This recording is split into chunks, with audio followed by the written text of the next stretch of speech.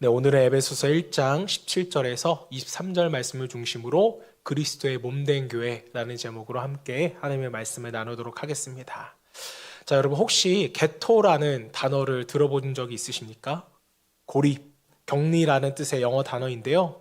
자, 중세 시대 때 이 기독교의 힘이 막강하던 시절에 유럽에서 이제 선민 세상을 가지고 유대교를 믿는 이 유대인들을 견제하기 위해서 강제로 이주를 시켜서 따로 살게 했는데 이 지역을 게토라고 불렀습니다. 자, 강제 격리 지역이라는 뜻이고 이 게토는요, 높은 벽과 함께 유대인들이 밖으로 나올 때는 항상 노란 리본을 달게 하고 나와서 내가 유대인임을 알려줘야 했다고 합니다. 이게 중세시대 때 이야기인데요. 자, 그런데 현 시대에도 많은 게토화 현상이 나타나고 있다는 것이죠. 자, 게토화가 된다는 건 뭐예요? 결국 고립된다는 뜻이잖아요. 따로 떨어져서 논다. 우리는 이렇게 해석을 할 수도 있겠습니다. 자, 그런데 문제는 뭐냐? 교회가 게토화가 되었다는 거예요.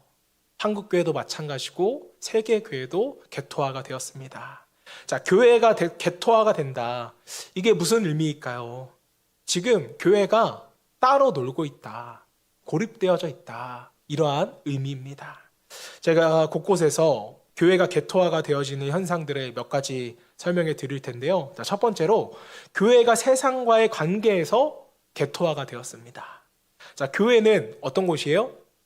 거룩한 곳이잖아요. 하나님의 임재가 있기 때문에 교회는 거룩한 곳인데, 자, 거룩이라는 뜻 자체가 구별되다라는 뜻이거든요. 자, 세상과 구별되어야 된다라는 뜻인데, 자, 이때 하나님께서 세상과 구별되라는 뜻은요, 세상 속에서 교회가 구별된 삶을 살아가라는 뜻이죠. 자, 그런데 이 뜻을 교회가 오해했습니다. 어떻게 오해했나요? 세상과 구별되어지는 것이 아니라 세상과 분리되어 버린 거예요. 마치 세상과는 전혀 관계없는 조직이 되어버린 것입니다. 자, 어느샌가 교회 안에 또 성도들 가운데 이분법적인 사고가 들어왔어요. 그게 뭐냐면 성속의 개념입니다. 교회는 거룩하고 세상은 속되다, 부정하다는 얘기죠. 자, 그러다 보니까 교회도 그렇고 성도들도 그렇고 세상에 나가서 혹은 믿지 않는 사람들을 대하는 것 자체를 두려워해요. 만나는 걸 두려워합니다.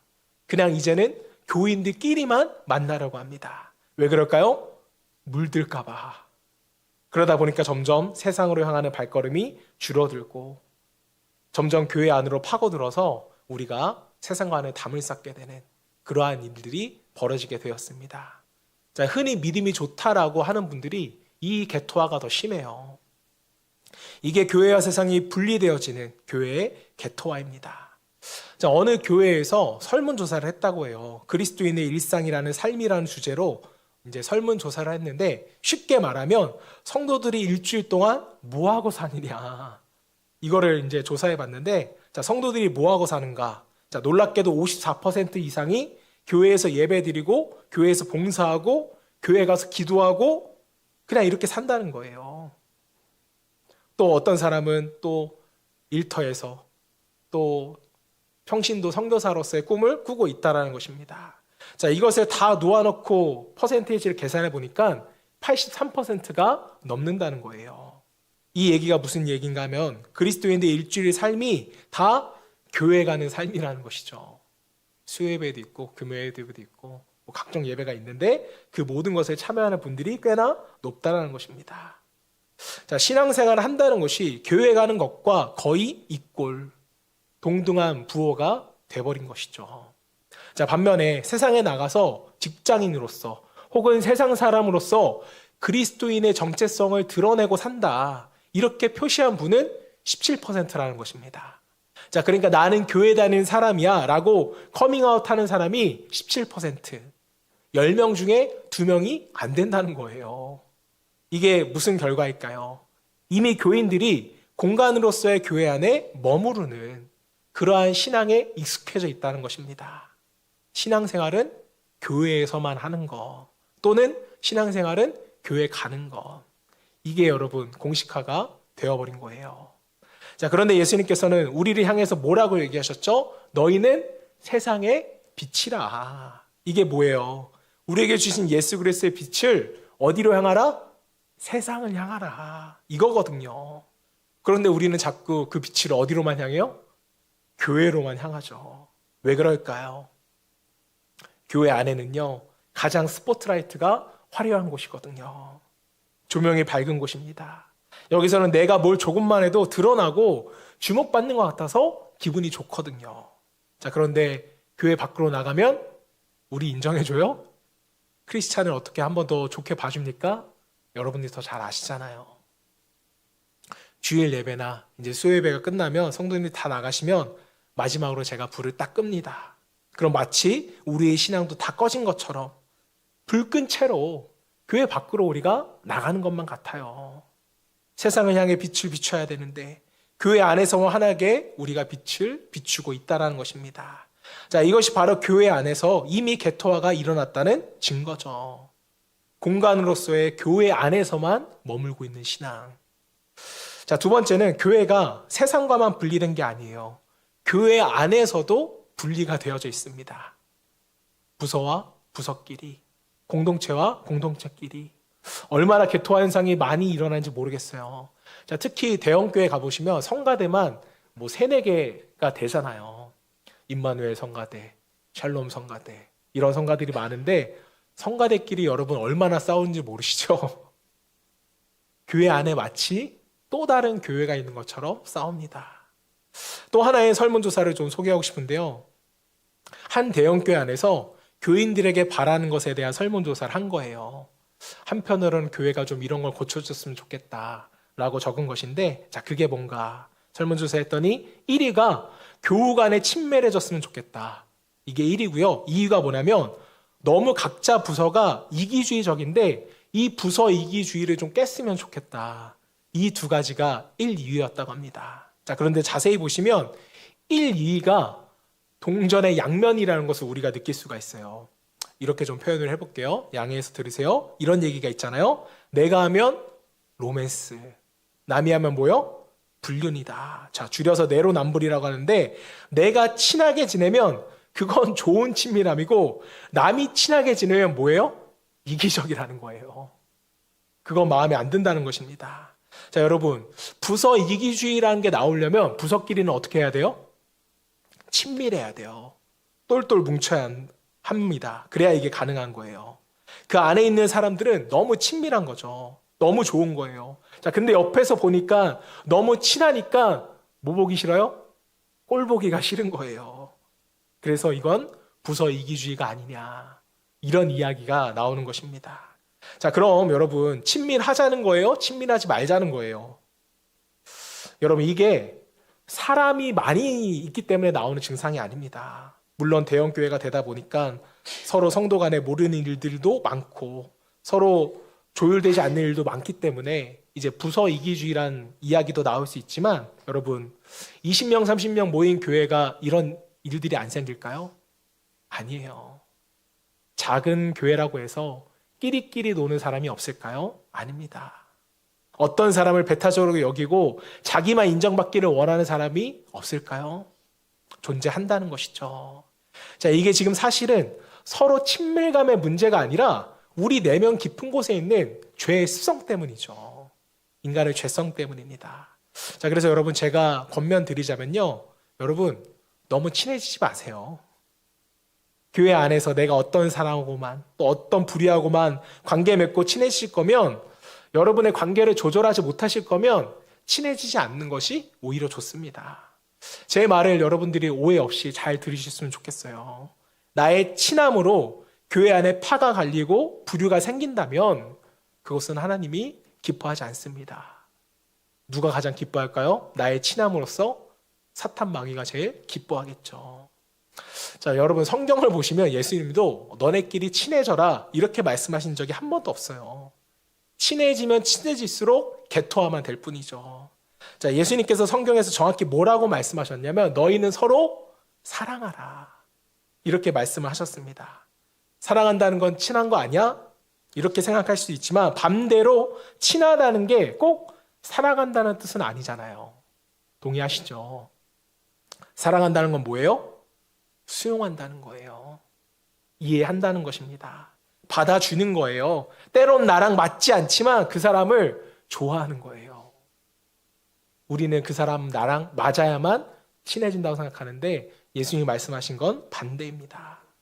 나랑 뭔가 코드가 맞아야, 나랑 비슷한 뭔가가 있어야 친해지고 그 다음에서야 사랑의 관계로 넘어가는 경우가 우리는 많더라는 것이죠. 자, 그런데 이 과정에서 개토화가 생기는 경우가 너무나도 많다는 것입니다. 세상뿐만 아니라 교회 안에서도. 자, 그래서 예수님께서는 우리가 개토화가 되는 것을 원치 않았기 때문에 그저 너희는 뭐하라? 사랑하라, 수용하라, 이해하라, 이렇게 명령하신 것입니다. 자, 여러분, 교회 안에 친한 게 필요한 게 아니에요. 사랑이 필요한 거지. 사랑의 결과로서 우리가 친해진다? 그거는 너무 좋죠. 상관없습니다. 에이, 목사님, 그런 거 신경 다 쓰고 언제 친해지나요? 언제 친목하나요? 여러분, 우리가 하는 행동, 우리가 하는 말, 이 모든 것이 그 결과로서 개토화로 이어지지 않을까에 대해서 우리가 고민하고 생각해 보는 게 성숙한 신앙인의 모습이죠. 우리가 그리스도인으로서 갖춰가야 할 우리의 성숙함입니다. 자, 내가 좋은 것, 내가 원하는 것만 취하고 하는 거, 이건 어린 신앙이에요. 우리 빗소교회는 서로 친해지기 이전에 서로 사랑할 수 있는 그런 공동체 되기를 주님으로 축복합니다. 여러분, 배려하셔야 돼요. 이런 개토화가 세상과 교회가 분리되는 현상을 통해서 나타나기도 하고, 또 성도와 성도 사이 혹은 크리스찬과 넌크리스찬 사이에도 얼마든지 나타날 수가 있습니다. 자, 요즘에도 예능 프로그램 같은 걸 보면 여전히 이런 얘기를 많이 해요. 게임에서 벌칙 같은 거 하잖아요. 그럼 나오는 말이 이런 겁니다. 나만 아니면 돼. 나만 먹으면 돼. 나만 퇴근하면 돼. 이런 말을 굉장히 많이 합니다. 어느샌가 아이들도 주위에서 듣다 보면 이런 말을 잘하는 것 같아요. 야, 나만 아니면 돼. 근데 여러분 생각해 보면 너무 편하지 않아요? 나만 아니면 돼. 내가 하고 싶은 대로 다른 사람 눈치 안 보고 그냥 벽을 쌓고 내 스스로 개토화를 해버리면 우리는 편하게 살 수 있습니다. 그런 사람들의 마음은 이런 걸 거예요. 목사님, 저한테 관심 갖지 마세요. 저도 목사님한테, 교회한테 관심 갖지 않을게요. 어떻게 보면 너무나도 편하게 신앙생활 하겠죠. 이 시대의 트렌드가 뭐라고 했어요? 혼밥, 혼술이라고 말씀을 드렸잖아요. 내버려 두면 그냥 이기적으로 흘러가는 게 이 시대의 상황입니다. 자, 근데 우리 성도들조차도 신앙생활을 하면서 이 이기심이 아주 극단으로 나오기가 쉬워요. 왜 그럴까요? 우리가 구원을 오해하고 있기 때문에 그렇습니다. 자, 여러분들은 구원 어떻게 받으셨어요? 여러분의 부모님이 교회 다니셔서, 권사님이거나 집사님이셔서 그분의 자녀로 태어나서 구원받았습니까? 아니면 교회의 소속감으로 우리가 구원을 받았어요? 아니죠. 구원은 철저하게 개인의 사건입니다. 여러분 각자가 예수 그리스도를 영접할 때 하나님의 은혜로 우리는 구원을 받은 거예요. 자, 구원은 개인적으로 하나님을 만나는 사건입니다. 이건 우리가 너무나도 잘 알고 계실 거예요. 자, 그런데 문제는요, 우리가 구원을 개인적으로 받다 보니까 그 이후에 신앙생활도 개인적으로 할 수 있을 거라고 착각을 합니다. 아니에요, 여러분. 구원받고 나서도 어차피 내가 구원받은 건데 은혜도 나 혼자 받고 기도할 때도 나 혼자 하고 또 내 가족을 위해서만 하고 모든 것이 나를 향해서만 우리가 신앙생활을 하고 있는지도 모르겠어요. 자, 그런데 여러분, 로마서 12장을 보면요, 사도 바울이 1절부터 설명하고 있는데 그게 무슨 내용이냐면, 너희가 그리스도인이 됐다면, 너희가 예수를 믿고 구원받았다면 너희는 새 생활을 시작해야 된다는 거예요. 구원받은 이후의 삶을 우리에게 말해주고 있는데 그게 뭐냐? 공동체라는 것이죠. 너희가 교회라는 것입니다. 로마서 12장 4절 말씀, 우리가, 자, 주어가 벌써 뭐예요? 우리예요. 구원받은 각자가 모인 우리가 한 몸에 많은 지체를 가졌으나 모든 지체가 같은 기능을 가진 것이 아니니. 자, 여러분들이 각자 하나님께 부름을 받아서 구원을 받았지만 구원에 부르신 목적, 달란트, 은사, 소명, 이건 다 다르다는 거예요. 같지가 않습니다. 이어서 5절 말씀. 이와 같이 우리 많은 사람이 그리스도 안에서 한 몸이 되어 서로 지체가 되었느니라. 우리가 뭐래요? 한 몸이래요. 어떤 분은 눈이고 어떤 분은 손이고 어느 분은 심장이고. 그런데 여러분, 그 중에 하나가 오늘 컨디션이 안 좋아서, 또 하나는 손이 오늘 나한테 좀 섭섭하게 했다고 해서 심장이 말하는 거예요. 야, 손아, 나 너한테 섭섭해. 나 오늘 쉴 거야. 이렇게 결정을 내리고 쉬면 그 몸은 어떻게 돼요? 죽는 거죠. 여러분, 우리가 구원받았다는 것을 잘 들으셔야 됩니다. 구원을 우리가 받았다는 건요, 새 생활에 대한 요구를 우리가 받아들였다는 거예요. 그 요구가 뭡니까? 너희가 그리스도의 몸된 공동체 안에서 하나의 지체로서의 기능을 행하라는 것이죠. 이게 여러분 바로 교회 생활이고 신앙생활인 것입니다. 구원은 개인의 사건이지만 신앙생활은 절대 개인으로 할 수 없다. 이 공동체 생활이 없이 구원받은 자의 삶이 올바르게 설 수 없어요. 그래서 성도와 성도 간의 개토화가 생기는 것은 절대로 바람직하지가 않다는 것입니다. 서로 죽이는 거예요. 이것은 교회를 모르고 우리가 구원을 오해하기 때문에 일어나는 현상인 것입니다. 자, 사랑하는 성도 여러분, 세상과 교회가 개토화되고 있고 성도와 성도가 개토화되고 있는 이런 시대 가운데 오늘 에베소서 1장 말씀을 통해서 어떻게 하면 우리가 이 개토화에 함몰되지 않고 그리스도의 몸된 교회를 우리가 세워갈 것인가 고민하고 노력할 수 있는 성도가 되었으면 좋겠습니다. 자, 그렇다면 개토화를 이겨내기 위해서는 어떻게 해야 할까? 자, 첫 번째는 다 아는 말이지만 교회가 개토화, 고립을 이겨내기 위해서는요, 교회가 뭔지를 여러분이 분명히 아셔야 돼요. 자, 교회는 뭐다? 교회는 그리스도의 몸이라는 거예요. 자, 여러분, 교회는 건물이 아니라 그리스도의 몸입니다. 자, 교회는 가는 곳이 아니에요. 장소가 아닙니다. 자, 교회가 구제를 할 수 있지만 교회가 구제하는 곳은 아니에요. 교회는 예배도 드리지만 교회가 예배하는 곳이라고 정의한다면 그것은 사실 정확한 답변이 아닙니다. 자, 교회의 가장 중요한 사실은 교회가 그리스도의 몸이라는 사실이죠. 그리고 우리는 그리스도를 머리 삼고 있는 그 몸의 지체라는 것입니다. 자, 에베소 1장 22절 사도 바울은요, 에베소 성도들에게 이제 교회에 대한 이야기를 시작합니다. 22절 23절 말씀 우리 함께 읽어볼까요? 시작.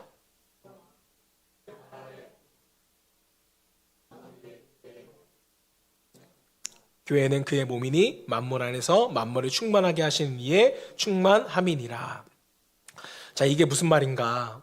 우리는 이 구절을 해석할 때 자꾸 뭐하고 뭐를 비교하냐면 만물과 교회를 비교합니다. 자, 그러면서 22절을 보시면 만물 위에 만물의 위에 교회의 머리, 이 단어를 보면서 만물 위에 교회, 그러니까 교회가 만물의 위에 있구나. 그래서 교회는 만물보다 우월하다. 만물보다 교회는 더 성스러운 것이구나. 우리는 이렇게 해석하고 생각할 때가 훨씬 많은 것 같아요. 그래서 이분화하기를 좋아합니다. 교회는 세상을 다스리는 곳, 만물보다 위에 있는 것. 자, 그러면서 우리는 무슨 생각을 갖기 원하면 교회는 만물 안에서도 제일 높은 위치에 있어. 이렇게 생각을 하게 되면서 문제가 발생하기 시작한 거예요. 성전 제일주의가 우리 가운데 나타나게 되는 것입니다. 자, 이 본문은 지금 사도 바울이 교회가 만물 위에 있다라고 강조하기 위해서 쓴 글이 아닙니다. 이 글을 쓴 이유는 교회의 머리가 그리스도시라는 것을 우리에게 알려주면서 이 교회 머리 되시는 그리스도가 어떤 분인지, 어느 위치에 계신 분인지를 강조하기 위해서 이 글을 쓴 거예요. 자, 우리가 오해할 수 있잖아요.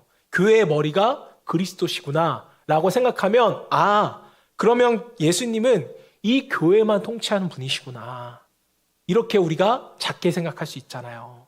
자, 그러니까 예수 그리스도가 어떤 분인지를 설명해 줍니다. 뭐라고 설명해요? 그리스도는 만물의 통치자시다.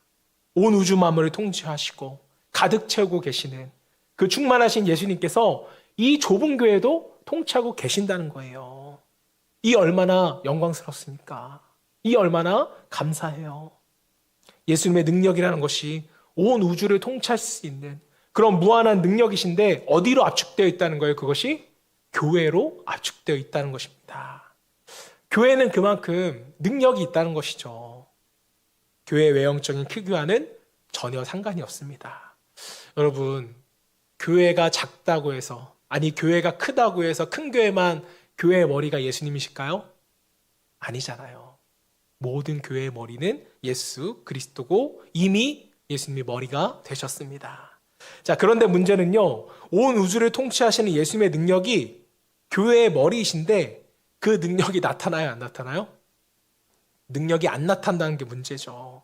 오히려 교회가 사고 뭉친 것 같아요. 교회가 사람들의 세상의 손가락질을 받습니다. 왜 그럴까요? 교회가 능력을 상실해서 그럴까요? 그 이유는 간단해요.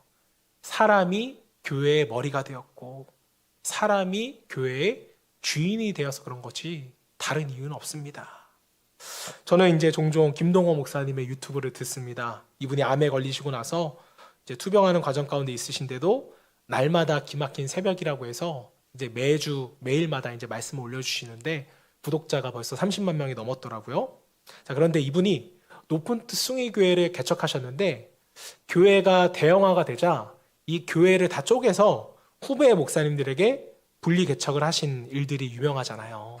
스스로 대형 교회를 분리시킨 거의 1호 목사님으로 유명한데, 자, 이분의 특징은요, 교회가 커지면서도 교회를 조직화하지 않았다는 것에 있습니다. 자, 그리고 모두 필요하고 어느 비서도 필요하고 장로도 세우고 권사도 세우고 이런 성도들의 요구를 다 수용하지 않으셨다는 거예요. 자, 그래서 많은 사람들이 김동호 목사님에게 불평을 토로했습니다. 자, 그런데 이때 김동호 목사님이 이렇게 말씀하셨다고 해요.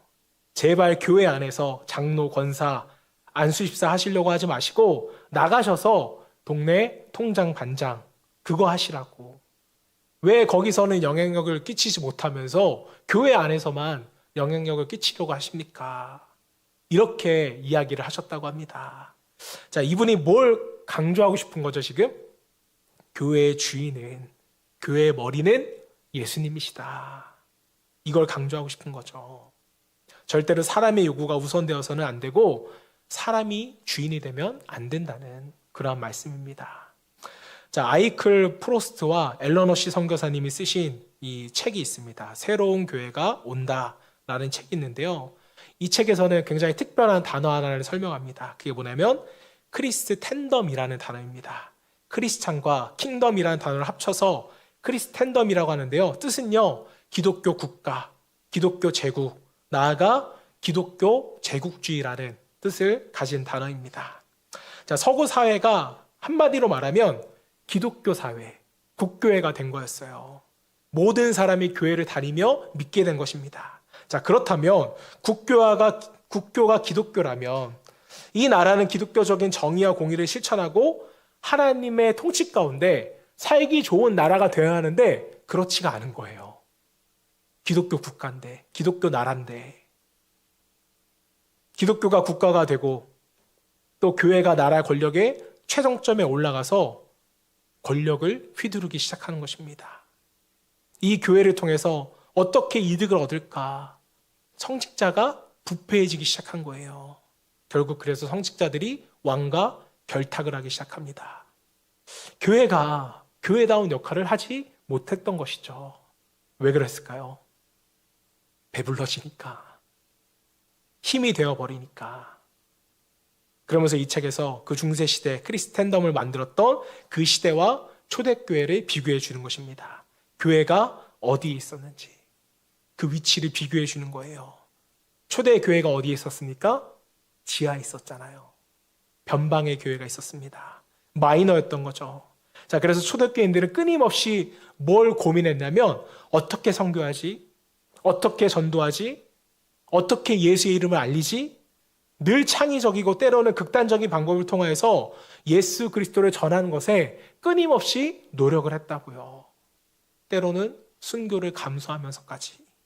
자, 그런데 순교의 피로 기독교 제국을 이루니까 그럴 필요가 없어요. 전도할 필요가 없습니다. 왜요?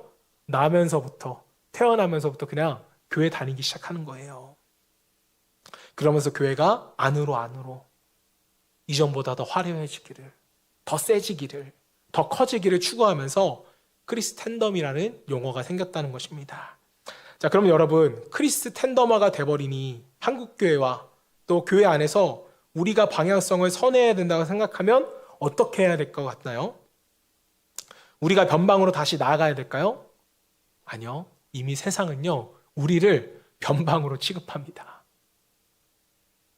우리는 뭐 대단한 것처럼 교회를 생각하고 나가지는 않으면서 교회만 계속 화려하게 만들면서 와보라고, 우리가 가지 않고 우리는 초대만 하고 있는 거 아니겠습니까? 이게 바로 여러분 교회의 개토화 현상이죠. 사랑하는 여러분, 교회가 이 개토화를 탈피하려면 앞으로 교회는요, 사람이 주인 되어야 되지 않아야 되고요, 그리스도가 머리가 되어져서 그리스도가 기뻐하시는 일들을 해야만 할 것입니다. 다시 창의적인 방법을 연구하고 야성을 가지고 순교자의 영성으로 우리가 뻗어 나가야 돼요. 앞으로 이제 시간이 지나면 빗소 교회도 점점 더 성장하겠죠. 아닌가요? 성장하겠죠? 네. 자, 교회가 성장하면 분명 우리 가운데도 요구가 생길 거예요. 우리가 지금은 찬양단이 없지만 박광수 씨랑 저는 찬양 잘하시는 분이 와가지고 목사님 찬양단 만들어야 됩니다. 성가대 만들어야 됩니다. 이렇게 요구하실 수도 있어요. 또 이제 기도하고 싶은 분들은 목사님 우리 예배도 대표 기도자 세우셔야죠. 제가 제일 먼저 하겠습니다. 이런 요구가 생길까요?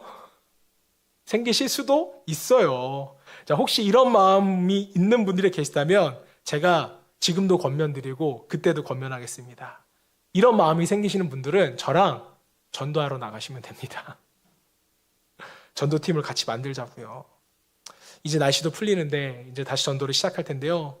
여러분, 찬양대도 없고 대표 기도자도 없어도 교회는 될 수 있지만 새 생명이 없으면요, 교회는 될 수가 없어요. 많은 분들이 교회 안에서 이 스포트라이트 받는 일에는 굉장히 열심히 하려고 하지만 땡볕에서 전도하는 힘든 일에는 참여하려고 하진 않습니다. 자, 이제 개척 1년차가 넘었는데 전도를 좀 더 적극적으로 해야겠다는 생각이 들었습니다. 자, 그래서 힘들지만 우리가 이제 방과후 교실도 하고 이제 아이들도 전도하려고 굉장히 노력하고 있는데요. 자, 여기 계시는 분들은 다 교회를 다녔던 분들이시잖아요.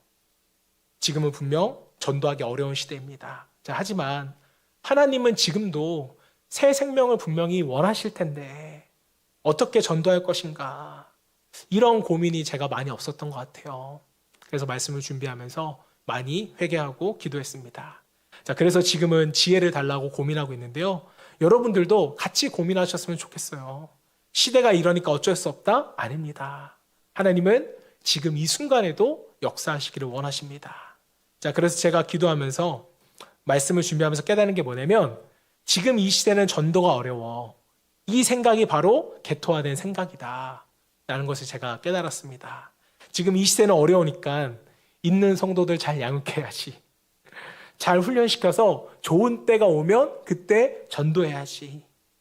이 생각을 제가 좀 가지고 있었는데 이 생각이 기독교를 제국화시키는 것이 아닌가, 고립되게 만드는 것이 아닌가, 인간이 주인 되게 교회를 만드는 것이 아닌가, 제가 생각을 하게 됐습니다.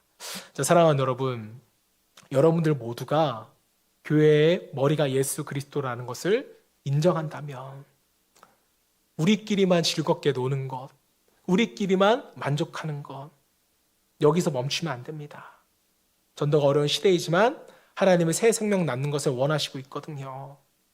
이 하나님의 생각과 이 일에 힘쓸 수 있는 저와 여러분 되시기를 주님을 축복합니다. 자, 이런 말이 있어요. 아이들이 가장 창의적으로 변하는 곳은 공터다. 자, 여러분들의 아이들은 무엇이 없는, 아무것도 없는 공터에 이렇게 데려다 놔도 잘 놀아요.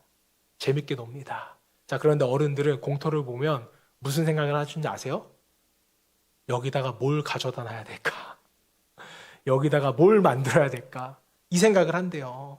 자, 다시 말하면 내가 지금까지 겪었던 경험을 토대로 뭐를 가져다 놔야 할지 계산한다는 것이죠. 누굴 위해서요? 내가 편하려고. 하지만 뭘 가져다 놓는 것이 내 마음대로 되던가요? 아니잖아요. 쉽지가 않잖아요.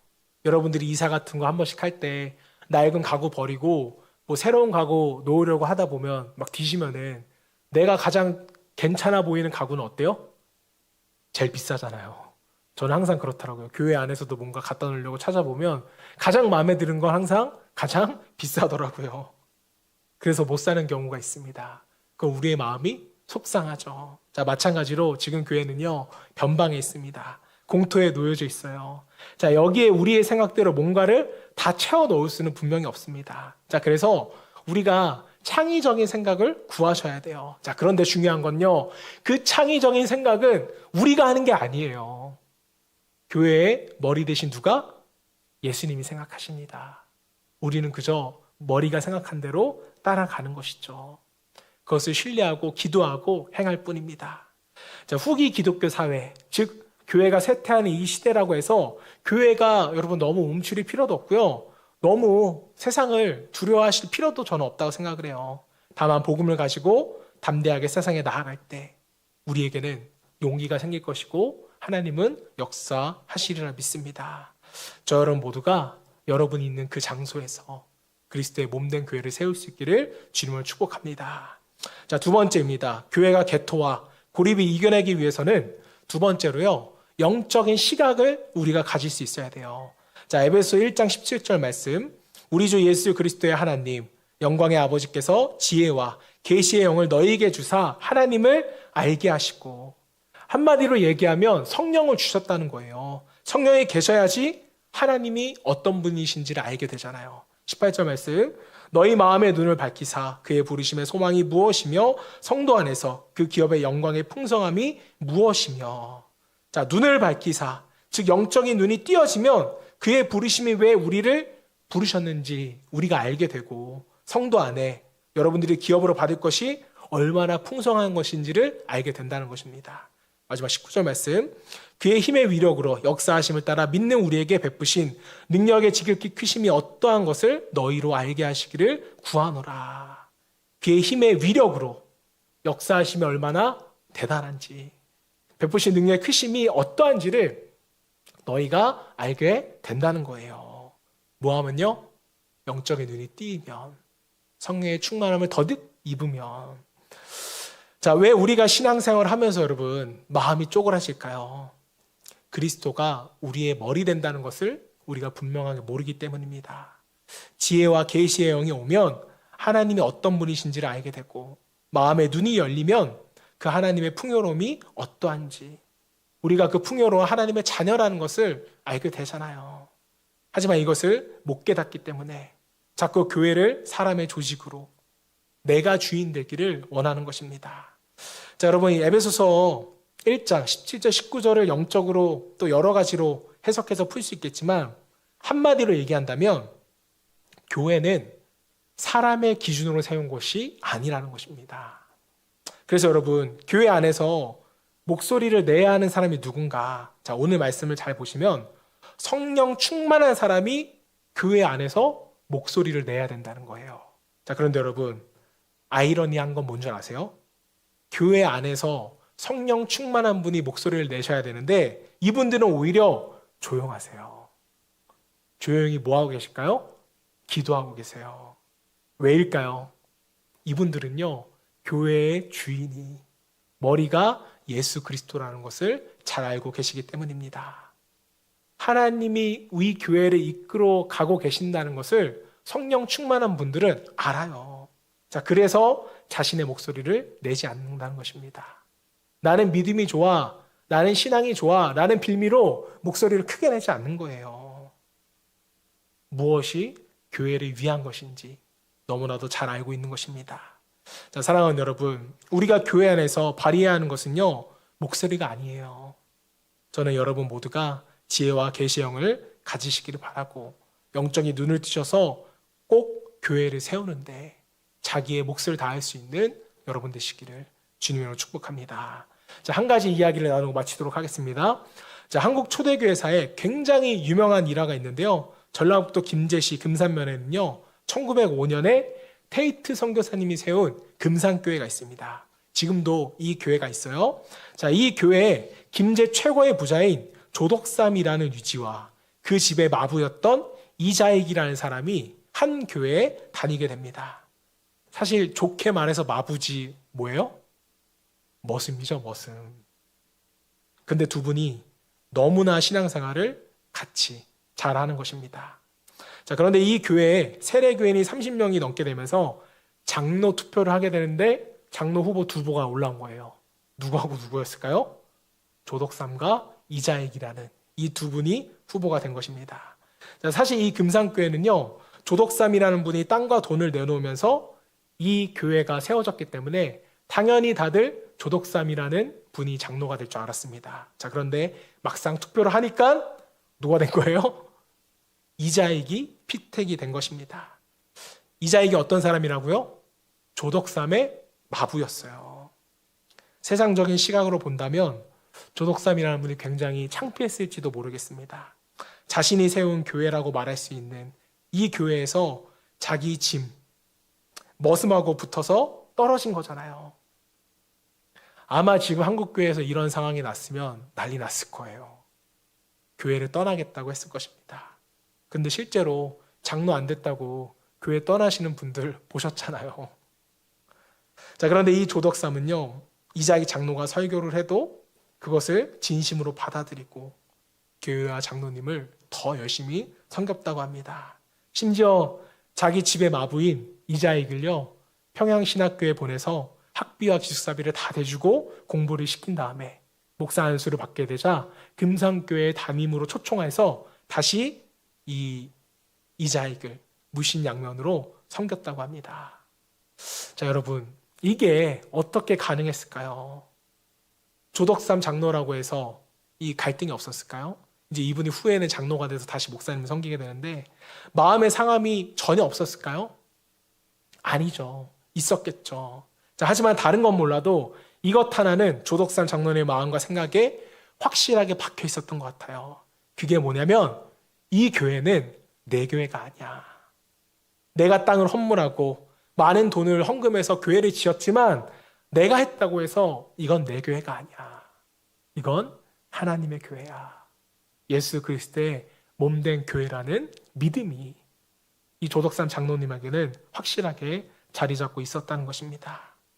교회는 그리스도의 몸이고 하나님이 부르신 대로 그 은사를 인정하는 것, 그것이 그리스도인들의 신앙이 되어야 한다는 것을 알고 계셨고, 또 하나 에베소 말씀처럼 성령으로 충만하고 말씀대로 순종하겠다는 이 믿음이 있었기 때문에 가능한 것이지, 이것이 아니었으면 아마 조덕삼 장로님의 교회를 위한 이 마음은 불가능했을 것입니다. 자, 사랑하는 성도 여러분, 개토화를 이겨내려면요, 교회가 그리스도의 몸이라는 것을 기억하셔야 되고, 자, 두 번째, 내가 영적인 사람이 되려고 자꾸 애를 쓰셔야 돼요. 와서 봐봐. 우리 교회가 얼마나 멋진지 보여줄게. 교회가 이렇게만 주장한다면 교회의 개토화는 끝나지 않을 것입니다. 이제 우리는 교회 안에서 우리가 얼마나 멋진지가 아니라 저 세상 사람들에게 본을 보여야지, 세상 사람들에게 쇼를 하면 안 된다는 거예요.